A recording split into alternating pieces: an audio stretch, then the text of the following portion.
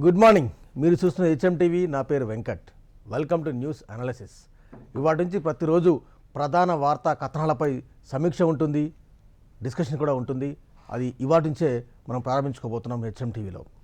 ప్రతిరోజు కూడా సమగ్ర కథనాల విశ్లేషణ, అదేవిధంగా ఏ వార్తాపత్రిక ఏ శీర్షికన ప్రచురించింది, అదేవిధంగా ఆ వార్తల వెనుక ఉన్న కోణం ఏమిటనేది ఒకసారి తెలుసుకునే ప్రయత్నం చేద్దాం. ఇవాళ ప్రధానంగా ఉన్న అన్ని దినపత్రికల్లో ఉన్న వార్తలు ఒకసారి చూద్దాం. ఈనాడు కావచ్చు, ఆంధ్రజ్యోతి కావచ్చు, సాక్షి కావచ్చు, నమస్తే తెలంగాణ, ఆంధ్రప్రభ, వెలుగు, దిశ, ఇలాంటి తెలంగాణలో ఎలాంటి హెడ్లైన్స్ ఉన్నాయి, ఏపీలో హెడ్లైన్స్ ఏమున్నాయి ఒకసారి తెలుసుకుందాం.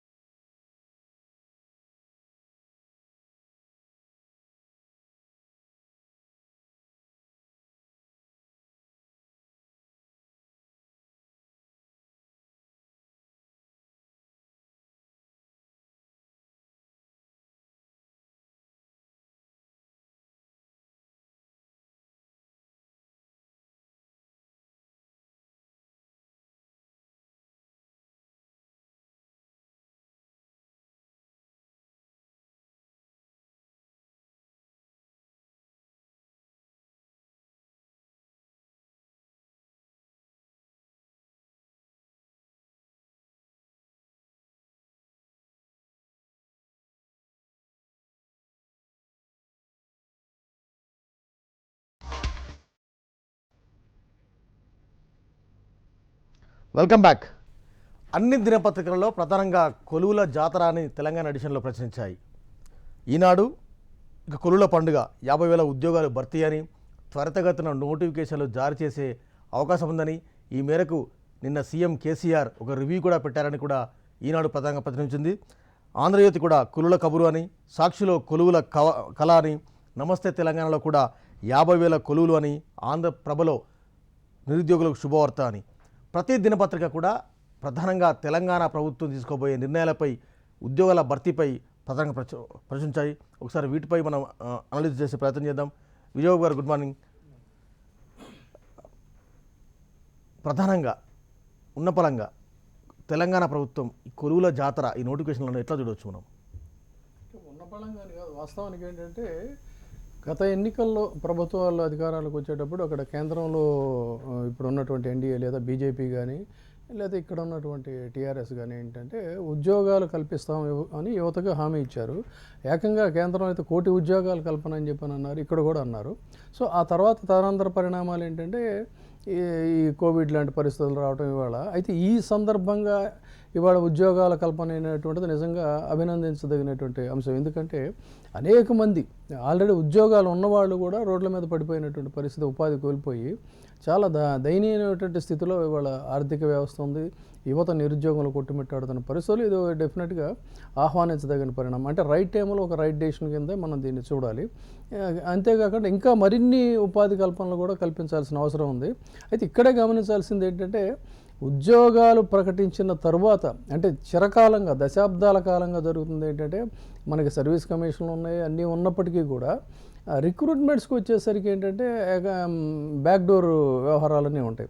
అలాంటివి ఏమీ లేకుండా నిజంగా అర్హులకి ఎవరైతే ఎదురు చూస్తున్నారో ఉద్యోగాలకు అన్ని రకాలుగా అర్హత ఉన్నటువంటి వాళ్ళకి ఎటువంటి అవినీతికి తావు లేకుండా అలాంటి అర్హులకు ఉద్యోగాలు ఇచ్చేటువంటి ఇది కూడా రిక్రూట్మెంట్ ఇవాళ అనౌన్స్ చేయడం అనేది ఎంత ఇంపార్టెంటో రిక్రూట్ చేసుకునేటప్పుడు కూడా అంతే పారదర్శకంగా వ్యవహరించడానికి ప్రభుత్వం అన్ని చర్యలు తీసుకున్నట్టయితే మనం ఆహ్వానించవచ్చు. దీన్ని రాజకీయాలకు అతీతంగా చూడాలి. ఇలాంటి నిర్ణయాలు ప్రభుత్వాలు తీసుకున్నప్పుడు ఏంటంటే దాన్ని పొలిటిసైజ్ ఢిల్లీలో చేసి ప్రధానంగా రైతుల దీక్ష ఒక డెవలప్మెంట్ ఉంది.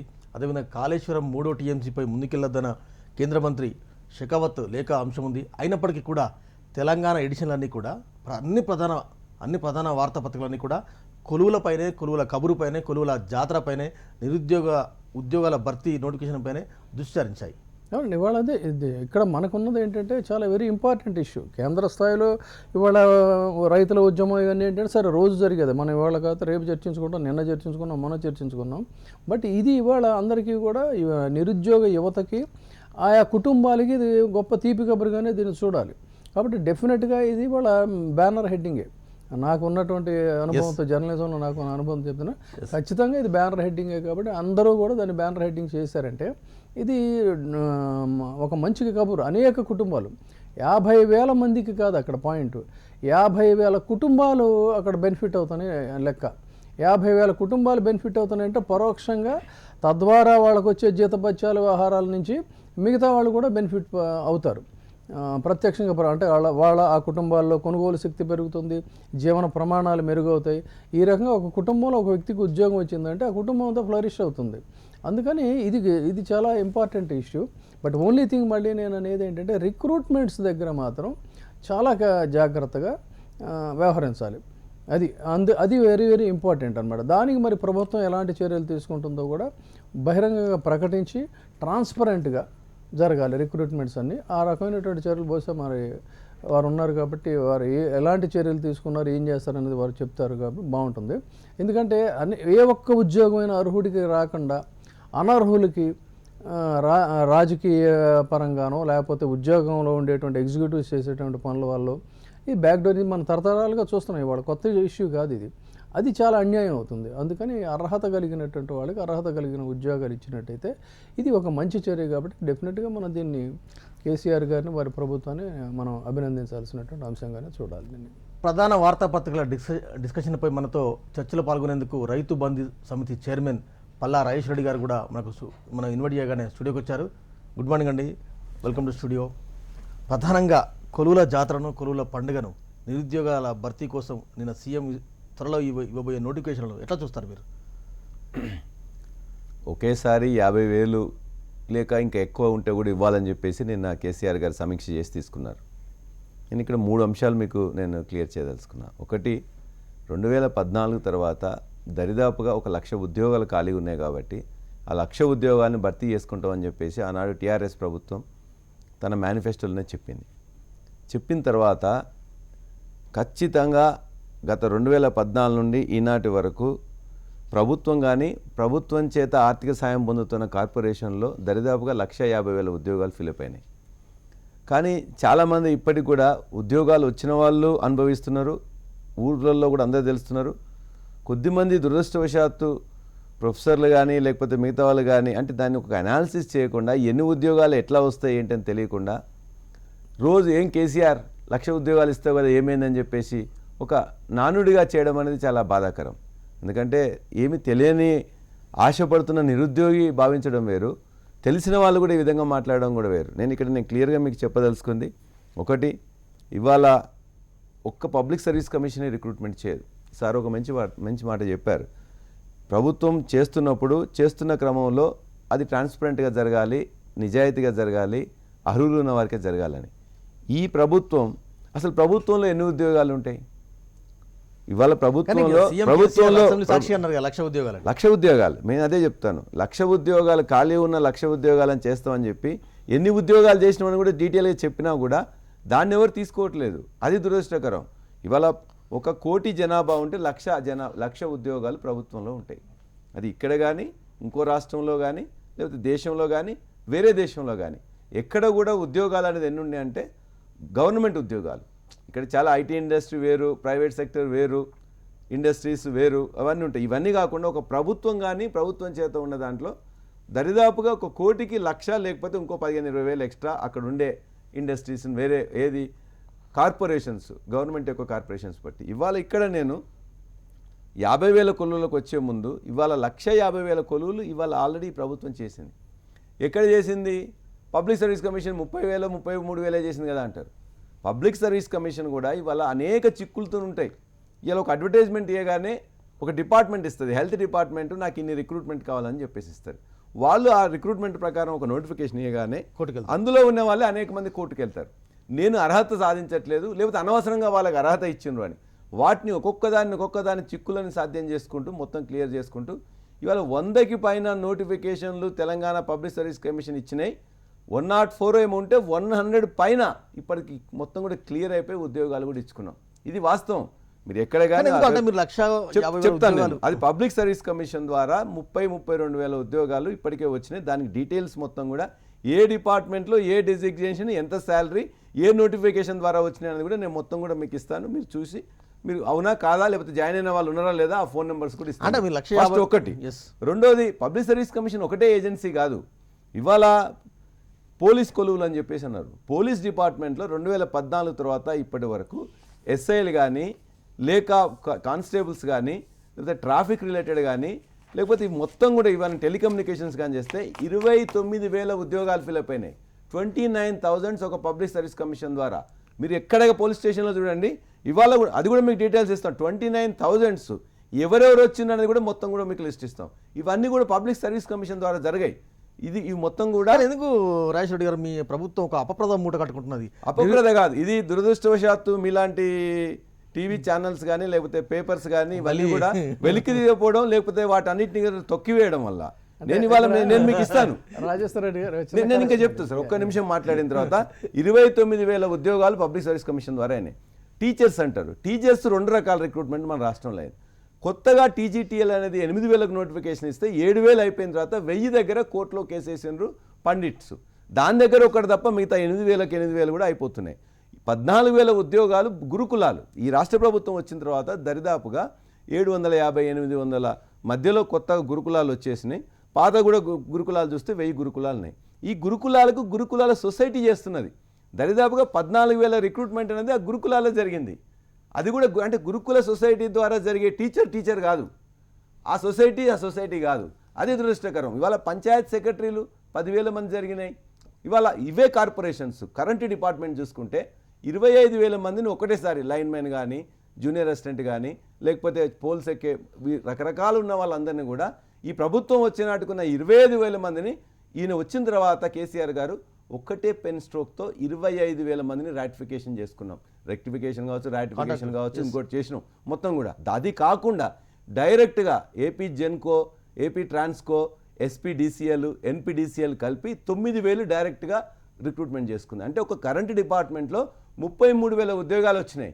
కరెంటు డిపార్ట్మెంట్ వాళ్ళని అడగండి, ఆ లిస్ట్ కూడా మీకు 4 డిపార్ట్మెంట్ అయినప్పటికీ కూడా ఇంత మీరు చెప్తాం. ఇంకా కూడా మీకు చెప్తాం. మా అగ్రికల్చర్ ఎక్స్టెన్షన్ ఆఫీసర్ ఇవాళ 2,604 కొత్త క్లస్టర్స్ వచ్చినాయి.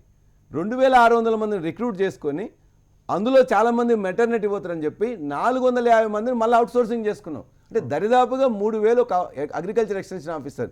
నేను రైతు బంధు సమితిగా ఉన్నా కాబట్టి చెప్తున్నాను. పంచాయత్ సెక్రటరీలు 10,000 మంది అవుపడట్లేదా? ప్రతి ఊరికి ఒక పంచాయతీలను 8,000 ఉంటే 12,300 చేసుకొని, అంతకుముందు ఒక్కొక్క 4-5 విలేజ్లకు ఒక్కరుంటే ఇవాళ అందరినీ కూడా చేసుకున్నాం. ఈ విధంగా మీరు పోలీస్ డిపార్ట్మెంట్ కానీ, పంచాయతీరాజ్ శాఖ కానీ, అగ్రికల్చర్ డిపార్ట్మెంట్ కానీ, గురుకులాలు కానీ, లేక కరెంటు డిపార్ట్మెంట్ కానీ, ఇంకా 2 కార్పొరేషన్స్ ఉన్నాయి. సింగరేణిలో 13,100 చేసుకున్నాం. ఆ లిస్ట్ కూడా మీకు నా అన్నిది కూడా ఇక్కడే ఉన్నాయి, అది కూడా ఇస్తాను.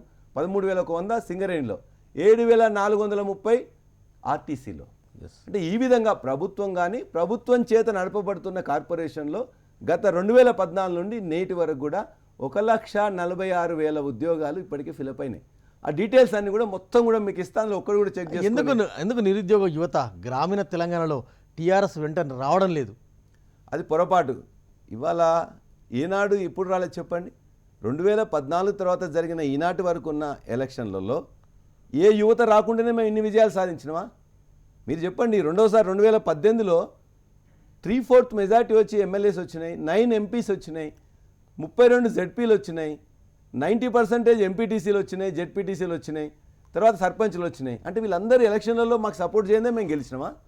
కాబట్టి మా యువత మాతో లేదని, లేకపోతే ఇంకేదో ఉందని, ఇంకా ప్రభుత్వంలో ఉద్యోగాలు రావాల్సిన దాంట్లో ఈ 50,000 ఉద్యోగాలు కూడా ఇవాళ చెప్పింది ఏంటి, టీచర్ల ఉద్యోగాలు కానీ మొన్న 7 ఎంపీలు విపక్షం అంటే బీజేపీ కావచ్చు కాంగ్రెస్ పార్టీ నుంచి గెలిచిన కోణం వెనుక, అదేవిధంగా దుబ్బాక గెలుపు వెనుక, గ్రేటర్ వెనుక యూత్ ప్రమేయం లేదా కేవలం నిరుద్యోగ ఎజెండా కారణంగానే టీఆర్ఎస్ వెనుకబడిపోయిందన్న వాస్తవాన్ని మీరు ఎట్టి పరిస్థితుల్లో కాదు. ఇవాళ గత ఎలక్షన్లో ఎంపీలో కానీ ఇక్కడ కానీ వాళ్ళు తీసుకొచ్చిన ఒక మతం అనే పేరు మీద ఒక రౌస్ చేసి విద్యార్థుల్ని కొంతమందిని వాళ్ళందరూ కూడా ఇవాళ గత 6 నెలలుగా 8 నెలలుగా లేకపోతే ఉన్నప్పుడు పుల్వామా అని, లేక పాకిస్తాన్ అని, చైనా యుద్ధం అని, రకరకాల ఇతర అంశాల మీద వాళ్ళందరినీ కూడా రౌస్ చేసి ఇలా మతం చుట్టూ వాళ్ళందరినీ కూడా తిప్పే క్రమంలో కొంత పాల పొంగులాగా ఇవాళ కొద్దిమంది పక్కకు పోయిన తప్ప ఖచ్చితంగా ఈ రాష్ట్రంలో యువత కేసీఆర్ గారి ప్రభుత్వం ఏం చేసిందనేది వాళ్ళ స్వానుభవంలో ఉన్నది. కాబట్టి వాళ్ళందరూ కూడా ఈ మధ్యలో పిట్టెల ధర వచ్చి చెప్పినట్టు ఎవరైనా చెప్పినా కూడా అంతవరకు వింటారు. ఒకసారి వింటారు, రెండోసారి వింటారు, మూడోసారి నిజంగా ఇలా రైతు కూడా ఆలోచిస్తారు కదా, యువత కూడా రైతు బిడ్డలే కదా ఇలా యువతలు కానీ ఉన్నారు. ఒక ప్రధాన చర్చ కూడా వస్తుంది రాజేశ్వర రెడ్డి గారు. అంటే తెలంగాణలో హైదరాబాద్ తర్వాత వరంగల్ 2 ప్రధాన కేంద్రాల నుంచి గ్రాడ్యుయేట్ ఎలక్షన్స్ రాబోతున్నాయి. గ్రాడ్యుయేట్స్ ఎలక్షన్స్ ముందు ఈ నోటిఫికేషన్ అని మేము అదే చెప్తున్నాం. ఇప్పటికి కూడా నేను ఇచ్చిన 146,000 మందికి సంబంధించిన రిక్రూట్మెంట్ అయిందా లేదా అని మీకు ఇస్తా. మీరు వెరిఫై చేయండి. మీరు వెరిఫై చేసి తప్పు ఉన్నట్లయితే మరలా నన్ను వారిని కూడా పిలిచి ఇగో మీరు చెప్పే తప్పు ఉన్నది అని చెప్పండి. నిజమైతే ఇగో ఈ ప్రభుత్వం కానీ ప్రభుత్వం చేత నడపబడుతున్న సంస్థల్లో ఇంతమంది రిక్రూట్ అయింది, మిగతా వాళ్ళు తప్పు చేస్తున్న విషయాన్ని మీరు సిద్ధమా చెప్పండి. నేను చెప్తున్నాను, మీ ఊర్లో చెప్పండి.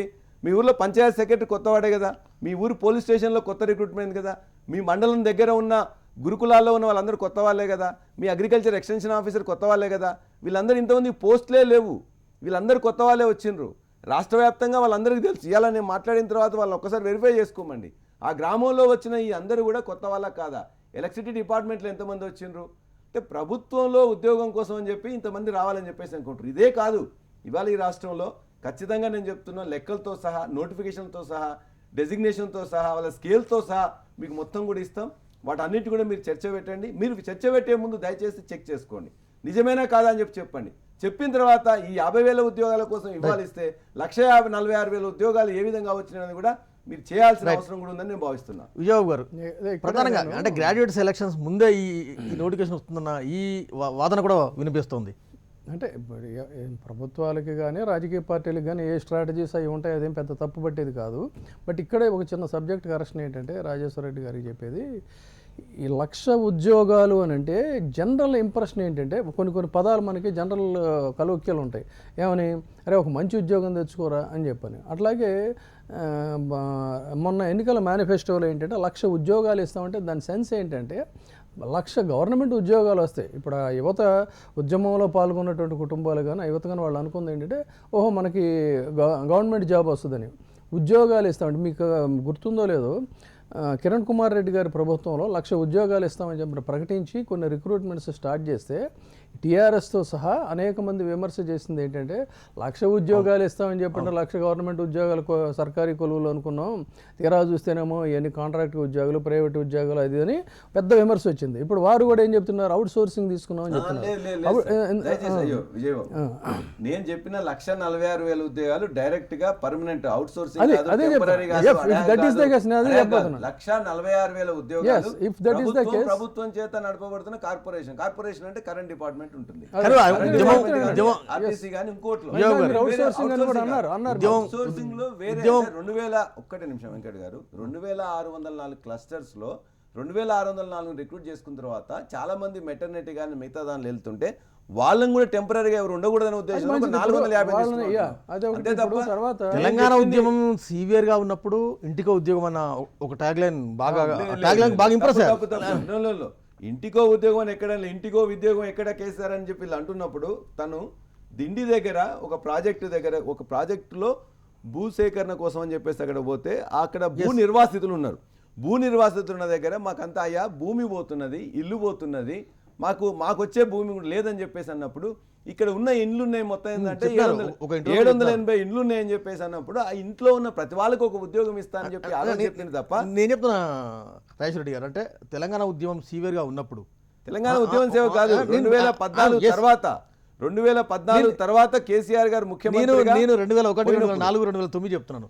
అంటే అప్పుడు జనాన్ని జాగృతం చేసేందుకు ఇంటికో ఉద్యోగం అనే ట్యాగ్లైన్ బాగా పంచి పేలింది. మనం ఇవ్వలేదండి ఇంటికి. వాళ్ళు చంద్రబాబు నాయుడు గారు అక్కడ ఏమన్నారంటే ఆ తర్వాత అసెంబ్లీకి వచ్చిన తర్వాత జాబ్ వస్తుందని చెప్పేసి వాళ్ళు ఇచ్చారు తప్ప మనం మన యొక్క మేనిఫెస్టోలో వారిని కూడా చూడండి. బాబు జాబ్ ఏపీ మేనిఫెస్టో ఇస్తాను, 2014 మేనిఫెస్టో మీకు ఇస్తాను. రైట్. ఒక్కసారి ఉద్యోగాల కంటే ఎక్కువ ఎవరైనా ఉంటే చూడండి. ఒకసారి కాంగ్రెస్ సీనియర్ నేత వి హనుమంతరావు గారు మనకు లైవ్ లో అందుబాటులో ఉన్నారు. హనుమంతరావు గారు, విహెచ్ గారు, గుడ్ మార్నింగ్. హనుమంతరావు గారు చెప్పండి. హనుమంతరావు గారు నమస్కారం. చెప్పండి. తెలంగాణలో మరొక 50,000 ఉద్యోగాల నోటిఫికేషన్కు భర్తీ జరుగుతుంది. నిన్న కేసీఆర్ రివ్యూ చేస్తూ కూడా తెలంగాణలో ఇక కొలువుల జాతర అన్నారు. ఎట్లా చూస్తారు మీరు ఇది? చూడండి, ఒక్కటే మాకు కనిపిస్తుంది, వచ్చేది ఎమ్మెల్సీ ఎన్నికల ముందు 50,000 అన్నాడు. ఇదే గతంలో ఈ 50,000 భర్తీ చేస్తే ఎవరేమనుకోకపోదురు. ఇది కేవలం ఏంటంటే కౌన్సిల్, రేపు గ్రాడ్యుయేట్ కౌన్సిల్లో గెలవడానికి నిరుద్యోగ సమస్య వచ్చిందని అంటారు. ఒక అడ్వాంటేజ్ ఏముంటుందంటే స్టూడియోలో కూర్చున్న వాళ్ళు ఏదన్నా మాట్లాడతారు, గంట సేపు మాట్లాడతారు. ఇంట్లో నుంచి మాట్లాడేటోళ్ళకి తక్కువ అవకాశం. ఇవాళ దేశం మొత్తంలో రైతుల సమస్య ఉన్నది. నా ఉద్దేశం ఏంటంటే ఈ 50,000 ఉద్యోగం ఇంతకుముందు ఎందుకు భర్తీ చేయలే? నోటిఫికేషన్ కంటే ముందు 50,000 అనౌన్స్ చేస్తే మాకు ఒక అనుమానం ఏంటంటే ఈ 50,000 నిరుద్యోగ ఉద్యోగాలతో ఓట్ బ్యాంకు చేసుకోవడానికి ఉపయోగపడుతుంది అనేది నా ఉద్దేశం. గతంలో 1,40,000 ఇచ్చినాం, అవన్నీ మేము అంటలేము. ఇవాళ గురుకుల్లో ప్రిన్సిపల్ ఉద్యోగాల గురించి 4 ఏళ్ల క్రితం ఎగ్జామ్ జరిపినారు. ఇప్పటిదాకా రిజల్ట్ డిక్లేర్ చేయరు. దాని గురించి కూడా చెప్పాలి. ఆయన ఎందుకు డిక్లేర్ చేస్తలేరు? మీరు ఆల్రెడీ కొందరిని ప్రైవేట్గా పెట్టుకున్న వాళ్ళకు హెల్ప్ చేయడానికి వాళ్ళని అనవసరంగా రోడ్ల మీదకి వస్తున్నారు. వాళ్ళు ఏది గురుకు ప్రిన్సిపల్ ఉద్యోగాలు 4 ఏళ్ల క్రితం ఎగ్జామ్ అయింది.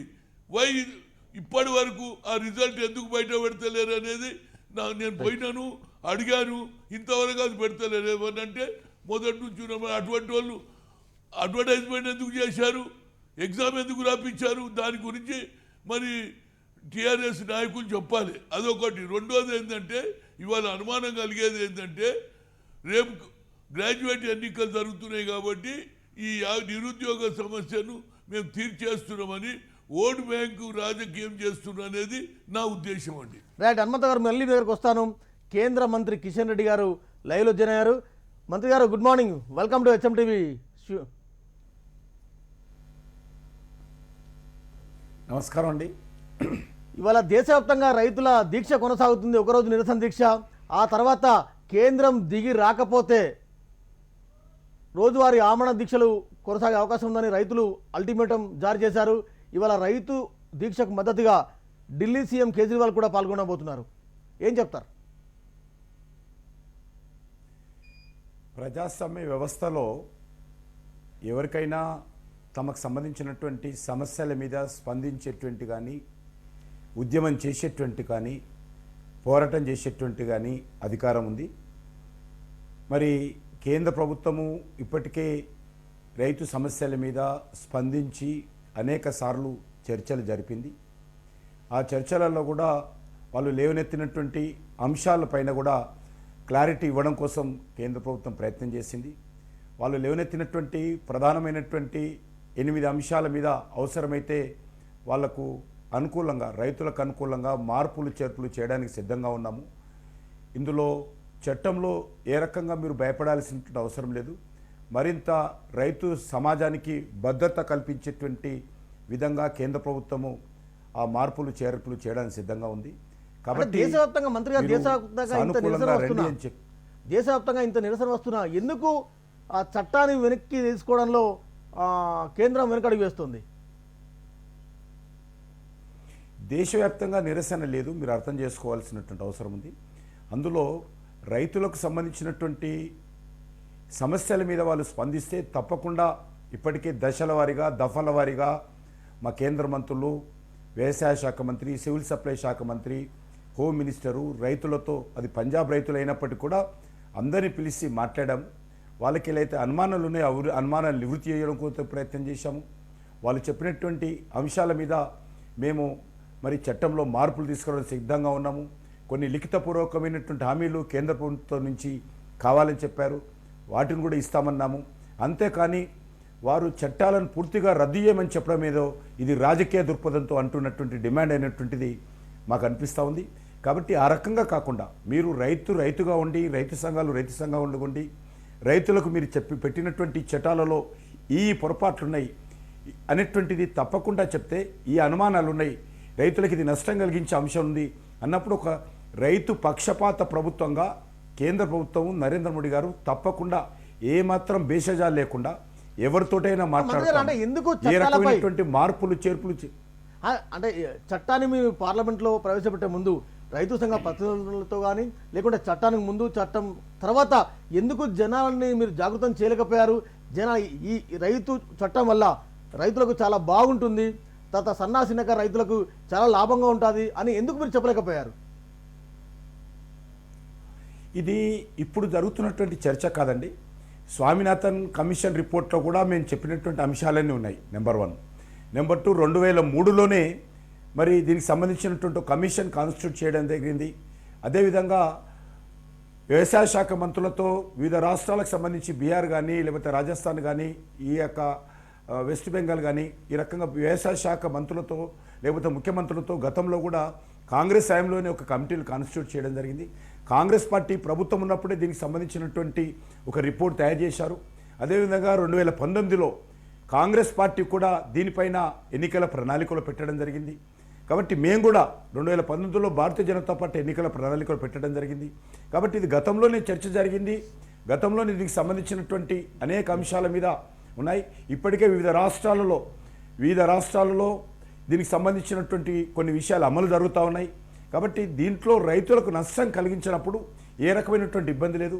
ఉదాహరణకు పార్లమెంట్లో కూడా సవివరంగా మేము అన్ని విషయాలు చర్చకు జవాబిచ్చాం. కాబట్టి దీనికి సంబంధించి ఇప్పటికే మరి భారతీయ జనతా పార్టీ ప్రభుత్వము చర్చల పేరు మీద ఇప్పటికే అనేక సార్లు రైతులను పిలిచి మాట్లాడాము. 8 అంశాలు వాళ్ళు లేవనెత్తినటువంటి అంశాల మీద లిఖితపూర్వకంగా వాళ్ళకి ఇచ్చి మీరు మీ రైతు సంఘాలతో చర్చించండి, దీనిపైన కేంద్ర ప్రభుత్వము 1, 2, 3, 4, 5 ఏమైనా మేము సానుకూలంగా చర్చించడానికి సిద్ధంగా ఉన్నామనే విషయాన్ని, మార్పులు చేర్పులు సిద్ధంగా ఉన్న విషయాన్ని రైతు సమాజానికి తెలియజేయడం జరిగింది. మంత్రి గారు, సీనియర్ జర్నలిస్ట్ రాజకీయ విశ్లేషకులు విజయబాబు గారు మీతో ఒక ఇష్యూ షేర్ చేసుకుంటారు. నమస్కారం అండి. నమస్తే అండి. నమస్కారం సార్. ఇప్పుడు ఒకటి ఏమిటంటే నమస్తే అండి. ఈ బిల్లు మరి ఈ చట్టాలకు సంబంధించి 3 అంశాల్లో సెలెక్ట్ కమిటీకి పంపించి సెలెక్ట్ కమిటీలో ఒక డిస్కషన్ అనేటువంటిది రాజ్యసభలో ప్రవేశపెట్టిన తర్వాత సెలెక్ట్ కమిటీకి పంపించి సెలెక్ట్ కమిటీలో ఒక డీటెయిల్డ్ డిస్కషన్ జరిగిన తర్వాత ఆ తర్వాత మార్పులు చేర్పులు చేసి ఒక అభిప్రాయ సేకరణ తీసుకుని ఉంటే బాగుండేది. ఒక ముందస్తు దీని మీద వివరణ లేకపోవడం వల్లే ఇవాళ ఈ ఉద్యమానికి ఇలాంటి పరిస్థితులు వచ్చాయనేటువంటిది ఆర్ఎస్ఎస్లో రైతు విభాగానికి సంబంధించిన కొంతమంది నాయకులు కూడా వ్యాఖ్యానించారనేటువంటిది ఒక సమాచారం. సో అందువల్ల ఇలాంటి పరిస్థితి వచ్చింది. తర్వాత ఒకటి ఏంటంటే ఇక్కడ ఎంఎస్పీల గురించి ఒక స్పష్టమైనటువంటి ఇది లేకపోవడం, ఇలాంటి అంశాలన్నిటి మీద ముందుగా డిస్కషన్ జరిగి ఉంటే బాగుండేది అనేది ఒక ఒపీనియన్. అయితే ఇక్కడ చెప్పాల్సింది ఏంటంటే డెఫినెట్గా మనకి భారతదేశంలో రైతు ఉద్యమాలు అనేటువంటిది మహా ఉద్యమాలు కొత్త ఏం కాదు, హరిత విప్లవం దగ్గర నుంచి తీసుకుంటే. అయితే అదే క్రమంలో చౌదరి చరణ్ సింగ్ టైంలో కానీ దాన్ని ఇందాక వారు చెప్పినట్టు మంత్రి గారు చెప్పినట్టు తర్వాత ఏంటంటే పొలిటికల్గా వాళ్ళు ఇవాల్వ్ అవడం ఈ ఉద్యమాలు బేస్ చేసుకుని ఇక్కడ కూడా చూసినట్టయితే ఒకటి అభ్యంతరకరమైన అంశం ఏంటంటే మన భారతదేశంలో ఉండే ఉద్యమాల్లో విదేశీ శక్తులు జోక్యం చేసుకోవడం అనేది ఎవరికైనా కూడా అభ్యంతరమే. అయితే ఇదే క్రమంలో అసలు ఇలాంటి పరిస్థితి ఎందుకు తీసుకొచ్చారు? సెలెక్ట్ కమిటీలో పంపించి అక్కడ చర్చ జరిగితే బాగుండేది కదా, అలా ఎందుకు చేయలేదు? దీని మీద ఎందుకు సరైనటువంటి చర్యలు ముందస్తుగా తీసుకోలేదు అనేది నా పాయింట్ అండి. మంత్రి గారు ఒక్క నిమిషం, మీరు ఆన్సర్ ఇచ్చిన వాస్తవమే. మంత్రి గారు ఒక్క నిమిషం చెవించాలి. ఎందుకంటే మంత్రి గారు పల్లారాజేశ్వరి గారు రైతు బంధు సమితి చైర్మన్, ఎందుకంటే ఫార్మర్స్ ఇష్యూ రైతు వేదికల నుంచి మీకు అంటే డిస్కషన్లో మీరు ఇన్వాల్వ్ కాకపోయినప్పటికీ ఫర్ సేక్ ఆఫ్ ఫార్మర్స్ ఒకసారి నేను ఒక ప్రోగ్రామ్కి వెళ్తున్నానండి.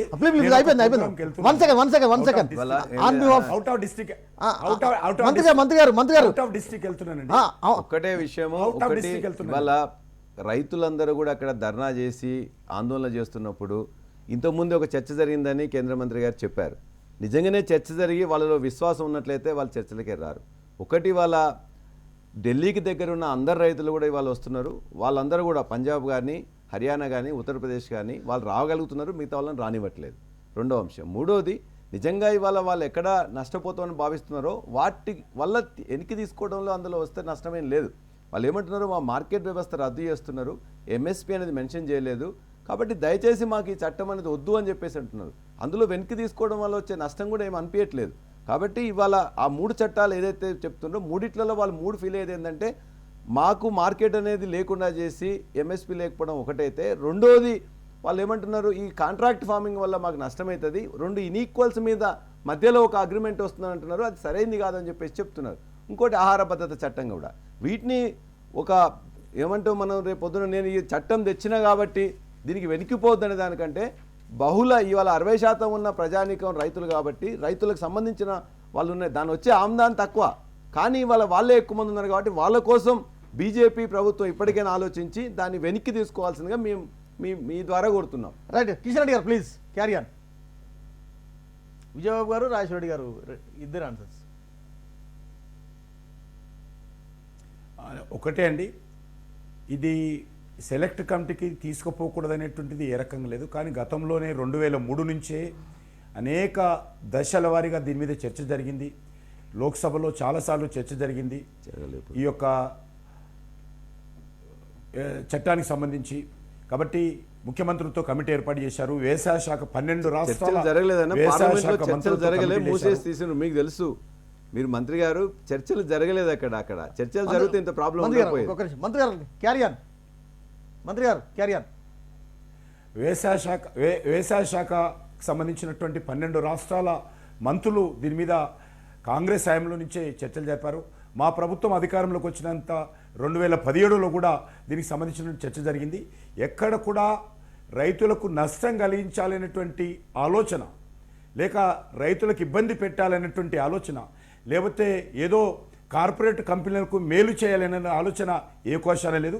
ఇప్పటికి కూడా మనం చేస్తాను, ఈ దేశంలో ఇప్పటికీ 60% ఏవైతే అగ్రికల్చర్ ఎక్స్పోర్ట్స్ అవుతా ఉన్నాయో అవన్నీ కూడా కార్పొరేట్ కంపెనీలే చేస్తూ ఉన్నాయి.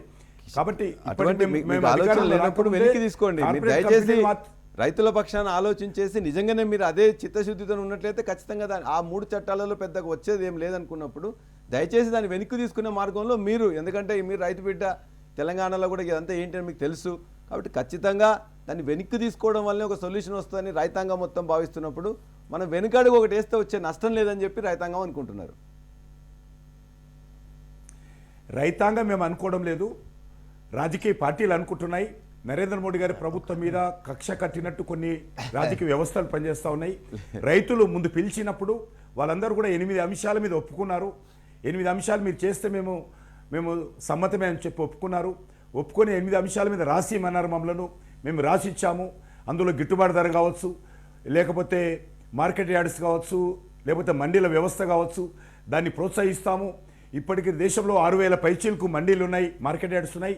దాన్ని పెంచుకోవడం కోసం కూడా వివిధ రాష్ట్రాలకు ఆర్థికంగా సాయం చేస్తాము. ఇవన్నీ మేము చేసేది ఏముండదండి.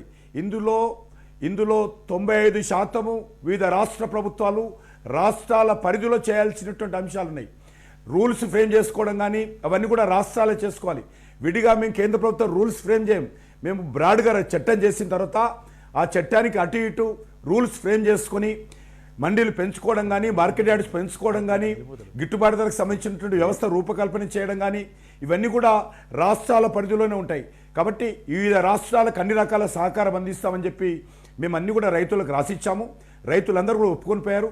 దురదృష్టం వెళ్ళిన తర్వాత మళ్ళీ మేము ఈ 8 అంశాలు మాకు సంబంధం లేదు, మొత్తం చట్టం వాపస్ తీసుకోవాలనేటువంటి ఒక మొండి పట్టుదల వాళ్ళు చేస్తూ ఉన్నారు. అది కూడా అక్కడ ఉన్నటువంటి 2 రాష్ట్రాల మంత్రి ఇంతకుముందు ఎవరో మాట్లాడుతూ చెప్పారు, రైతులను రానివ్వడం లేదని. అది పూర్తిగా అబద్ధము. రైతులు ఎక్కడి నుంచి అయినా, ఇది ఉత్తరప్రదేశ్లో కానీ తెలంగాణలో కానీ ఎవరు కానీ ఏ రైతులను మేము ఇబ్బంది పెట్టడం లేదు. ఎక్కడైనా మేము మిగతా ప్రభుత్వాల లాగా ముందస్తు అరెస్టు చేయడము, గృహ నిర్బంధాలు చేయడము ఎక్కడ కూడా చేయడం లేదు. కానీ రైతు ఉద్యమం హింసాయుతమైనటువంటి సంఘటన పాల్పడకుండా ఉండాలనే దృక్పథంతో అక్కడ కొంత బందోబస్తు ఏర్పాటు చేసి, ఢిల్లీలో ట్రాఫిక్ ఇబ్బంది అవుతుందనే ఉద్దేశంతో, అన్ని వేల మంది రైతులు ఢిల్లీలో వచ్చినట్లయితే ఇబ్బంది అవుతుందనే దృష్టితో అది ఢిల్లీ హర్యానా బార్డర్ తప్ప చివరగా ముఖ్యమంత్రి కేసీఆర్ను ఢిల్లీకి మీరు పిలిపించుకున్నారా లేకుంటే కేసీఆర్ వెళ్ళారా? ఎట్లా అర్థం చేసుకోవాలి? ఎందుకంటే రైతులపై రణమన్నారు, చాలా పత్రికల్లో రణమని శరణు వచ్చారన్న వార్తలు ప్రధానంగా ట్రోల్ అవుతున్నాయి, డామినేట్ చేస్తున్నాయి. ఎట్లా చూస్తారా మీరు? ఎక్కడ కూడా ఎవరు కూడా రైతు పైన కానీ మరే సమస్య కానీ ఉద్యమం చేసుకునేటువంటి అధికారము అన్ని రాజకీయ పార్టీలకు ఉన్నది. అది భారతీయ జనతా పార్టీ ప్రభుత్వం ఎప్పుడు కూడా ఆపేటువంటి ప్రసక్తి లేదు. గతంలో మరి ఢిల్లీలో సిఏఏ మీద దేశవ్యాప్తంగా ఆందోళన జరిగినప్పుడు కానీ, లేక ఇప్పుడు రైతుల ఉద్యమం జరుగుతున్నప్పుడు కానీ మేము ఆ ఉద్యమాలకు మొన్న భారత్ బంద్ మంత్రి గారు మొన్న భారత్ బంద్ దేశవ్యాప్తంగా అన్ని రాష్ట్రాల్లో బాగా జరిగింది. అన్ని రాష్ట్రాల కంటే తెలంగాణలో సీఎం కేసీఆర్ మినహా తెలంగాణ ప్రభుత్వం మంత్రులందరూ తర్వాత ఎమ్మెల్యేలందరూ కూడా అధికారికంగా రోడెక్కారు, బీజేపీని నిలదీశారు. ఆ సాయంత్రమే ప్రధాని మోడీ లేకుంటే కేంద్ర ప్రభుత్వం కేసీఆర్తో టాక్ చేసినట్టు చర్చించినట్టుగా, ఆ తర్వాత తెల్లారే ఒక లేఖ రాసినట్టుగా, ఆ తెల్లారే ఢిల్లీకి విమానం ఎక్కినట్టుగా. ఎట్లా చూస్తారు మీరు? 1% కూడా ఇందులో వాస్తవం లేదు.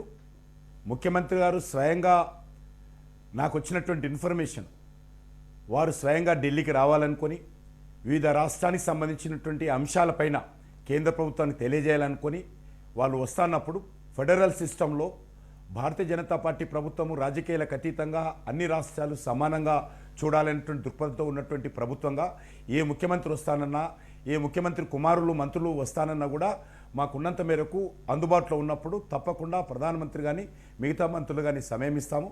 కాబట్టి అదే ప్రాతిపదికన వాళ్ళందరూ వచ్చారు, వాళ్ళని కలిశాము.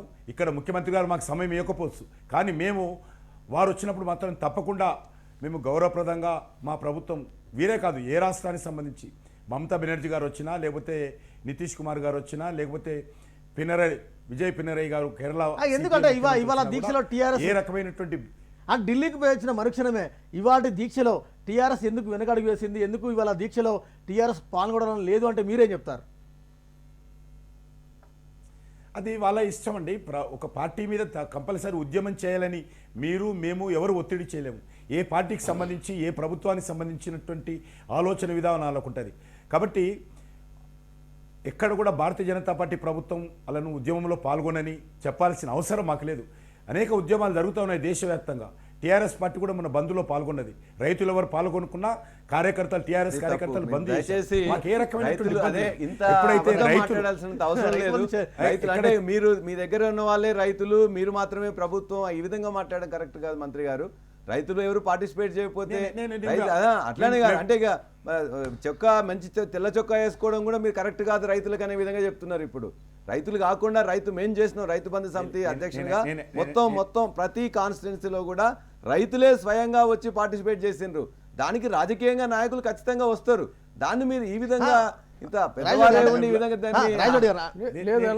ఆ విధంగా మాట్లాడకూడదు. అదే అక్కడికి రైతులు ఎవరు రావట్లేదని, ఇక్కడ కూడా రైతులు ఎవరు చేయట్లేదని, అది కరెక్ట్ కాదు.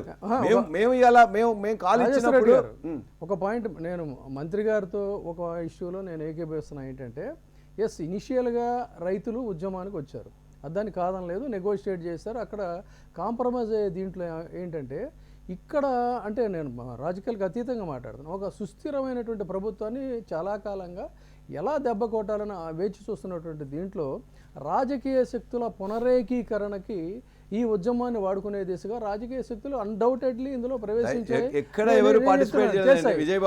వారిని కూడా నేను మంత్రి గారిని కూడా అడిగేది ఏంటంటే, ఒక్క నిమిషం అండి, లెట్ మీ కంప్లీట్ ప్లీజ్. మంత్రి గారిని కూడా నేను అడిగేది ఏంటంటే, మీరే ఒక లివరేజ్ ఇచ్చారేమో కూడా. ఈ లివరేజ్ ఇచ్చిన సందర్భంలో ఇవాళ జరుగుతుంది. నా వరకు నేను ఒక భారతీయుడిగా అభ్యంతరం చేసేది ఏంటంటే, అసలు in what way they are responsible. Washington డీసీలోనో లండన్లోనో లేకపోతే కెనడా వాడో మన దేశానికి సంబంధించిన అంశాలు మాట్లాడదానికి వాళ్ళకి ఏంటి సంబంధం? ఎందుకు మనం భారతదేశంలో ఎక్కడైనా ఉద్యమాలు ప్రపంచంలో ఎక్కడైనా ఉద్యమాలు జరుగుతుంటే మన అభిప్రాయం మనం చెప్పొచ్చు. మనకున్నటువంటి అసలు అంటే దీన్ని ఎలా ట్యాకిల్ చేయదలుచుకున్నాను నేనేమన్నానంటే, రాజకీయ శక్తుల పునరేకీకరణకి ఈ ఉద్యమాన్ని ఆయుధంగా వాడకుండా చేస్తున్నటువంటి ఉద్యమాన్ని ఈ ఉద్యమానికి అసలు ఎలాంటి అవకాశం ఎందుకు ఇచ్చారు? దీన్ని ఎలా ట్యాకిల్ చేయదలుచుకున్నారు? స్వచ్ఛందంగా రైతులే వచ్చేసి 200 సంఘాలు ఒకదాని తర్వాత ఒకదాని తర్వాత వచ్చే చేసినప్పుడు ఆ స్వచ్ఛందంగా 200 సంఘాలు పిలిపించినాయి. అది ఇనిషియల్ ఇనిషియల్ గా అయిన తర్వాత గారు కదా, చివరగా చెప్పండి. మేము ఇవాళ పిలిపించిన తర్వాత మేమందరం కూడా ఖచ్చితంగా ఒక రోజు సంఘీభావంగా ఉండాలని చెప్పేసి బంద్లో పార్టిసిపేట్ చేసినాం. ఇవాళ ఎందుకు దాన్ని కూడా ఇప్పుడు అంటే వారు ఇవాళ ఎందుకు రావట్లేదని ఇవాళ అంటే ప్రతిరోజు రావాల్సిన అవసరం లేదు కదా. మా యొక్క విధానం ఉంటుంది. టీఆర్ఎస్ పార్టీ ఏ రోజు ఎట్లా పార్టిసిపేట్ చేయాలనేది we are not guided by all those things. 200 రైతు సంఘాలు ఆ రోజున మాకు మద్దతుగా మీరు అందరు ఇవ్వాలని చెప్పేసి కాల్ ఇచ్చినప్పుడు, కేసీఆర్ గారు కోరినప్పుడు మా రైతు బంధు సమితి ద్వారా ఇక్కడ ఉన్న రైతులు పార్టిసిపేట్ వారు చెప్పేది, మంత్రి గారు చెప్పేది ఏంటి, రైతులు అనేది ఎవరు రావట్లేదు, వాళ్ళని ఎవరిని అందరినీ రాణిస్తున్నాం, ఇక్కడెవరు రైతులు పార్టిసిపేట్ చేయలేదు, ఇంత అబద్ధాలు మనం చెప్పినట్లయితే నిజంగా రైతులకు ఉపయోగపడే చట్టాలను తీసుకురండి. ఇంకొక మాట వారు అన్నారు, మేము చట్టం తెస్తాం, రాష్ట్రాలన్నీ కూడా ఏదైనా చేసుకోవచ్చు రూల్స్ అని చెప్పేసి. అట్లా ఉంటుందా? కేంద్రం ఒక చట్టం తెచ్చిన తర్వాత రాష్ట్ర ప్రభుత్వాలు తప్పకుండా తప్పకుండా పాటించాల్సిందే. అది వారికి కూడా తెలుసు. కానీ వాళ్ళందరినీ కూడా పక్కదారి పట్టించడానికి అసెంబ్లీ సాక్షి వ్యవసాయ బిల్లు వ్యతిరేకించారు, విద్యుత్ బిల్లు వ్యతిరేకించారు. మేము వ్యవసాయ సాక్షి ఇక్కడే కాదు, అసెంబ్లీ సాక్షి కాదు, పార్లమెంట్ సాక్షిగా దాన్ని వ్యతిరేకించినాం. మా యొక్క ఎంపీ ఇద్దరు కూడా అక్కడ మాట్లాడినరు. కాబట్టి దయచేసి రైతాంగం మొత్తం కూడా చేస్తున్న దాన్ని వాళ్ళ ఆవేదనను అర్థం చేసుకోండి, రాజకీయాలను చొప్పించకండి. దయచేసి వారి కోసం చట్టాలను వెనక్కి తీసుకోండి. మీకు వస్తాను ఒక సెకండ్. కిషన్ రెడ్డి గారు ప్లీజ్. నేను ఒక విషయం, హలో 1 minute, నేను ఒక్కటే అడుగుతున్నా. ఇప్పుడు రాజకీయ రైతులకు పార్టీలను ఆ ఉద్యమాన్ని అనుకూలంగా దెబ్బకొట్టడానికి రైతుల ఓట్లతో అధికారంలోకి ఖాళీస్టార్ వచ్చినటువంటి మూవ్మెంట్ ప్రభుత్వం, అంటున్నారు, రైతు రాజకీయ నాయకులు ఆదాయం involve అయ్యారు. పెంచాలనుకుంటున్నటువంటి ఇందులో ప్రభుత్వము, రైతులకు ఏది మేలు వ్యవసాయం చేసే రైతులు నేను ఒక్కటే చివరిగా మంత్రి గారిని, కేంద్ర మంత్రి గారిని ఒక్కటే విన్నపం. రాజశేఖర రెడ్డి గారు ఆగండి ఒక నిమిషం. అరే రా, మీరు మాట్లాడారు కదా, నన్ను మాట్లాడినివ్వండి. మంత్రి గారు ప్లీజ్ ప్లీజ్. కాబట్టి 1% కూడా మాకు ఏ రకమైనటువంటి భేషజాలు లేవు, మాకు ఏ రకమైనటువంటి పట్టింపులు లేవు. కొన్ని రాజకీయ పార్టీలు ప్రభావితం చేస్తూ ఈరోజు మోడీ ప్రభుత్వం ఇబ్బంది పెట్టేటువంటి లక్ష్యంతో చట్టాలు రద్దు కోరుతా ఉన్నారు. మీకు చట్టాలలో ఏ రకమైనటువంటి ఇబ్బంది, ఈరోజు రైతుల ఉత్పత్తుల రవాణా ఆంక్షలు ఉన్నాయి, ఆంక్షలు ఈ చట్టం ద్వారా ఎత్తివేశాము. ఈ రకంగా రైతుకు మేలు జరిగేటువంటి కొన్ని అంశాలు ఉన్నాయి. ఏదైనా రైతులకు అనుమానాలు ఉంటే అవి మార్చుకోవడానికి సిద్ధంగా ఉన్నాం. కాబట్టి దయచేసి నేను రైతు సమాజాన్ని కూడా కోరుతా ఉన్నాను, రైతులను కోరుతా ఉన్నాను, ఇవి పబ్లిక్ డొమైన్లో చట్టాలు ఉన్నాయి, ఒక్కసారి చదవండి.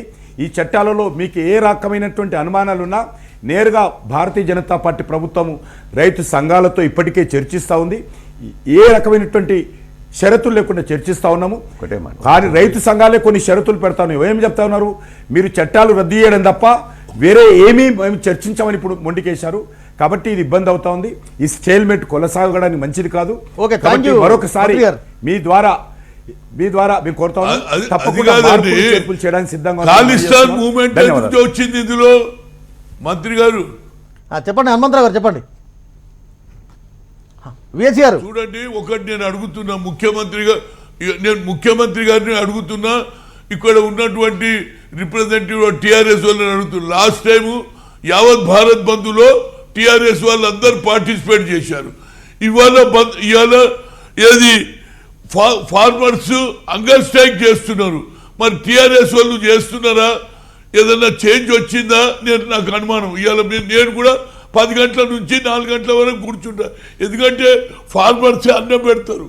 వాళ్ళ తరఫున ఉడతా భక్తిగా మాకు కూర్చోవాలనే ఆలోచన వచ్చింది. ఆ ఆలోచన టీఆర్ఎస్కు ఉన్నదా? ఒకరోజు చేసి ఢిల్లీకి పోయి వచ్చినాక మార్పు వచ్చిందా నేను అడుగుతున్నా. వాళ్ళు కూడా కూర్చున్నారా ఇవాళ అన్ని జిల్లాల్లో రైతు సంఘాలకు? మరి హనుమంతరావు గారు మీ ప్రశ్న ఆర్డర్ ఇచ్చినాను. ఇవాళ రైతు ఉద్యమాల గురించి, రైతు సంక్షేమం గురించి ఇవాళ కాంగ్రెస్ పార్టీను ఇంకోరు చెప్తున్నా నేర్చుకునే పరిస్థితుల్లో లేము. భారతదేశ వ్యాప్తంగా ఇవాళ అద్భుతమైన రైతు సంక్షేమ కార్యక్రమాలు తీసుకున్నాం. భారతదేశంలో ఎక్కడా లేదు. 30 లక్షల కరెంటు మోటార్లకు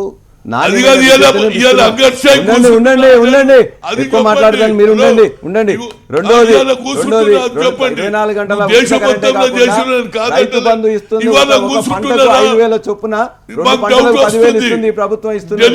అంతేకాకుండా పండిన ప్రతి గింజను కూడా ఇలా కొంటున్నాం. భారతదేశంలో కరోనా సమయంలో కూడా ఎక్కడెవరు కొనలే. అరే కొనలేదు. రైతు బీమా కానీ, నేను- రైతు కల్లాలు కానీ, నేను ఒకటి రైతు అడుగుతా, వేదికలు ఇంకోటి కానీ, చెప్తా. రైతులకు నువ్వు ఏం కొంటున్నావు, చేస్తున్నారు అన్ని అనేది కొంటున్నావు. ఇక్కడ ఒక రైతు ఉద్యమంలో participate పండించిన చేయాలి పంట వద్దా కొంటున్నాం అనేది మీ కాదంటే పార్టీ ఉన్నది, మీరు పోయి ఇవాళ ఖాళీగా ఉన్నారు, కూర్చోండి. అంగర్ స్ట్రైక్ ఉంటుందా మీరు లేదా చాలా రైతుల పక్షాన మీకేం పని అది లేదు, తప్పు మీరు అంటే కూర్చోండి. మాకేం మేము చేయాలో అన్ని తెలుసు. కొంటున్నాం. ఉద్యమం అంటప్పుడు అంటే నేను అది ఉద్యమం మాట్లాడాను. నుంచి మీ దగ్గర నేను నేర్చుకునే చెప్పిన దానికి పరిస్థితులు జవాబు లేవు. చెప్పు. మేము ఇవాళ ఏదైనా- ఇవాళ అంగర్ స్ట్రైక్ అంగర్ కూర్చుంటున్నారా స్ట్రైక్ లేదా? కాకపోతే మీరు ఎందుకంటే కూర్చోండి, మీరు ఢిల్లీ అవసరం లేదు వచ్చినాక ఓకే. మార్పు అయితే- వచ్చిందని అడుగుతున్నారు. వారు ఏదో మేము ఏం చేయాలని వారు డిసైడ్ చేయాలని అవసరం లేదు. హనుమంతరావు గారు, వారు హనుమంతరావు ఏం చేయాలని వారు డిసైడ్ ఓకే. చేసుకొని కూర్చోండి. మనకు టైం మేము లేదు. ఇవాళ టీఆర్ఎస్ పార్టీగా ఇవాళ ఏ రోజు కూర్చుంటున్నా participate లేదా చేయాలి, ఏ రోజు అడుగుతున్నానండి. నేను అనుకుంటాం. స్టేట్ వారు ఎవరండి మాకు ఇవాళ చెప్పేది? కాల్ మీరు ఇచ్చిందా? చెప్తే మేము నేర్చుకునే టిఆర్ఎస్ పరిస్థితి లేదు. కాల్ ఇచ్చిందా? అన్ని జిల్లాలలో అంగర్ స్ట్రైక్ చేయమని చెప్పారని చేయండి, అడుగుతుంటే మీరు వద్దని మేము అది అనగానే చేసినాం, మీరు ఇది చేయండి, చేసినాం అంటే కూర్చోండి. ఏంటండి? మీరు మాకు చెప్పాలనా రైతు సంక్షేమం గురించి? నేను- మీ దగ్గర నేను నేర్చుకోవాలా? కూర్చుంటున్నా. మీ దగ్గర నేను- నేర్చుకోవాలా మేము? తప్పు- మీ దగ్గర అరే- నేర్చుకోవాలా? అరే నువ్వేందుకు అరే, ఇయ్యలే? వద్దులే భయ్. ఢిల్లీ వచ్చినాక మార్పు వచ్చిందని ఢిల్లీ పోయి అడుగుతున్నా. వచ్చినాం, ఢిల్లీ పోయి ఢిల్లీకి రావడం. వస్తే మార్పు ఢిల్లీ- వచ్చిందని అడుగుతున్నా. ఢిల్లీ పోవడం, ఢిల్లీ ఇప్పటికన్నా రావడం కానీ మీకు ఇప్పటికన్నా ఢిల్లీ చెప్పు. బాసులు మీకు కాంగ్రెస్ ఇప్పటికన్నా పార్టీకి చెప్పు. మీకు హనుమంతరావు గారు, హనుమంతరావు గారు, ఇప్పటికన్నా హనుమంతరావు గారు, అంగర్ విఎస్ గారు, స్ట్రైక్ చేయమని విఎస్ గారు, చెప్పు. విఎస్ గారు, అంగర్ స్ట్రైక్ చేయమని విఎస్ గారు, విఎస్ గారు, ఎందుకు విఎస్ గారు, ఎందుకు చివరగా రాలేదు? ఒక్కొక్క నిమిషం, చివరగా మీ ఢిల్లీకి కాంగ్రెస్ నేతలు ఎప్పుడు వెళ్తున్నారు? కొత్త పిసిసి అధ్యక్షుడు ఎప్పుడు అవుతున్నారు? ఢిల్లీ లాబింగ్ ఏ మేరకు అరే కొనసాగుతుంది? నేను- అరే దానికి దీనికి నువ్వు లేదండి, నేను సబ్జెక్ట్- అడిగిన దానికి సమాధానం చెప్పకుండా ఢిల్లీ పోతు రైట్ అది మా సబ్జెక్ట్ మీ PCC రైతుల పక్షాన మీరు ఉన్నారు కదా, మీరు కూర్చుంటున్నా లేదా అడుగు అంటున్నా. రైతుల అదే పక్షాన మేము అడుగుతున్నారు. చేసేది మేము మీరు చేస్తాం. ఢిల్లీకి ఎందుకు పోలేదు? రైతు సంక్షేమం మరి మీ కోసం నాయకుడు మేము చేసేది చేస్తాం. ఢిల్లీ పోయి Thank you, వచ్చాక thank you. మార్పు వచ్చిందని మీరు ఏమన్నా అడుగుతున్నా. రైతుల కోసం ఢిల్లీకి పోయి చేయదలుచుకుంటే వచ్చాక మీరు మార్పు కూర్చోండి, వచ్చింది. అక్కడ కూడా వెళ్ళండి. మీ Right. పార్టీ చేసేది మీరు చేయండి, మా పార్టీ చేసేది మేము చేస్తాం. మీరు చెప్పినట్టు మా పార్టీ అదే చేయదు కదా. నేను అడిగిన దానికి ఢిల్లీ నేను పోయి చెప్తున్నా వచ్చాక కదా, మేము మార్పు చేసేది వచ్చిందని మేము చేస్తాం. అడుగుతుంటే అది చెప్పు ఏం ఏమై? చేయాలి? TRS ఇప్పటికన్నా పార్టీ ఏం చేయాలని ఇప్పటికన్నా కాంగ్రెస్ కూర్చోమను. పార్టీ నాయకులు చెప్తే నేను విను. కూర్చుంటున్నా. ఇప్పుడు 10 గంటల నుంచి 4 గంటల వరకు కూర్చుంటున్నా. మీ వల్ల కూడా కూర్చోండి. చెప్పమని ఒక కోరిక చేస్తున్నాను. కూర్చోండి. Right, thank you very much అండి. ఇవాళ ఈ మార్నింగ్ డిస్కషన్లో ప్రధాన వార్తాపత్రికల విశ్లేషణలో డిస్కషన్లో పాల్గొన్న కేంద్ర మంత్రి కిషన్ రెడ్డికి హృదయపూర్వక ధన్యవాదాలు. అదేవిధంగా రైతు బంధు సమితి చైర్మన్ ఎమ్మెల్సీ పల్ల రాజేశ్వరరెడ్డి గారికి కృతజ్ఞతలు. ప్రముఖ రాజకీయ విశ్లేషకులు విజయబాబు గారికి ప్రత్యేక ధన్యవాదాలు. అదేవిధంగా ఈ లైవ్ డిస్కషన్లో మనతో పార్టిసిపేట్ చేసిన కాంగ్రెస్ సీనియర్ నేత మాజీ ఎంపీ విహెచ్ గారు కూడా ప్రత్యేక ధన్యవాదాలు. ఇది ఇవాల్టి మార్నింగ్ న్యూస్ అనాలిసిస్. రేపు మరో 2-3 అంశాలతో మళ్ళీ కలుద్దాం. అంతవరకు చూస్తూనే ఉండండి HM టీవీ. వార్త ఆగదు, నిజం దాగదు.